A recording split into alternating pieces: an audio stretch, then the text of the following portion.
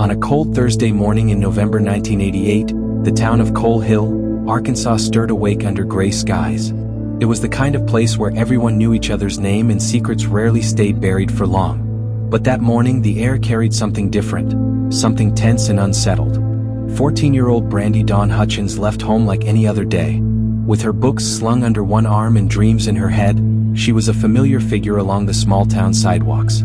She was a straight-A student, a cheerleader, and a girl known for her kindness and determination. She had a deep love for animals and hoped one day to become a pediatric nurse. She never made it home that night. When Brandy failed to return, her parents' concern rapidly turned to fear. Her mother, Wanda, called her friends and neighbors. Some hadn't seen her since school, others remembered her chatting with someone near the gas station, but no one knew where she had gone. Her father, Harold, drove the local routes calling out her name. By nightfall, the entire town was gripped by panic. Volunteers gathered at the Hutchins home to form search parties. Flashlights scanned the woods. Police were alerted. Flyers were posted at diners, grocery stores, churches. Then came the whispers. Some said they saw Brandy speaking to a man in a rust-colored truck parked near the old sawmill. Others claimed she was heading toward the vacant house on the edge of Coal Hill, a place long abandoned after a fire gutted its interior years earlier. Most believed she had either been lured or forced. No one wanted to say the word aloud: murder. 2 days later, on November 12th, the answer came. Brandy's body was found beneath that very vacant house, hidden in the crawl space. She had been shot once in the chest. No one knew how long she had been there, whether she had suffered, or who could commit such a heinous act. Investigators cordoned off the property. Crime scene units combed the area for clues, fibers, footprints, any signs of a struggle. The house, once just an eyesore, became a scene of nightmare. The media arrived soon after, bringing cameras and reporters who fed on the town's grief. For a brief time, Coal Hill felt like the center of a national tragedy.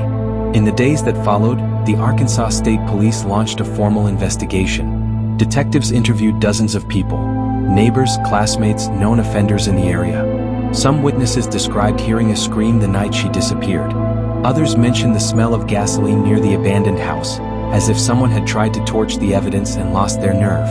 A dog handler was brought in, but the trail had gone cold. A few suspects emerged. One was a teenage boy from Brandy's school who had a history of stalking and had once made threatening comments about her. Another was a recently released inmate known to be staying with family nearby.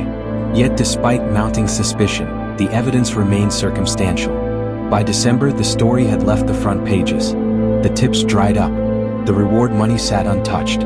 Brandy's name faded from newscasts, but not from the hearts of those who loved her. Her family buried her in a modest grave, surrounded by classmates and townsfolk who wept openly, holding candles and clasping hands. Wanda Hutchins kept her daughter's bedroom untouched for years. Posters of unicorns and drawings still on the wall, stuffed animals still lined up on her bed. She spoke to Brandy every night, refusing to accept that her child's killer was free. In 1993, 5 years after the murder, a former Coal Hill resident wrote a letter to police claiming to have overheard a confession in a bar just outside Little Rock. The letter was vague, signed anonymously. Detectives reopened the file briefly, but the lead went nowhere. Another theory suggested the involvement of a drifter who passed through Coal Hill around the same time. Someone with a violent past and no ties to the town. A gun matching the caliber of Brandy's murder weapon was recovered from a pawn shop months later, but without ballistics from the original crime scene, the connection couldn't be proven. Forensic science at the time lacked the sophistication we have today. No DNA was preserved from the scene. Fingerprint records were incomplete. Over time, physical evidence deteriorated. Key reports went missing. The lead detective retired under a cloud of criticism, accused of failing to log crucial interviews and misplacing photographic evidence. In 2010, the case was featured in a local cold case segment on Arkansas television. Wanda appeared on screen holding Brandy's photograph. Her eyes, now heavy with decades of sorrow, pleaded with the public for help. "If you know anything at all, please come forward," she said.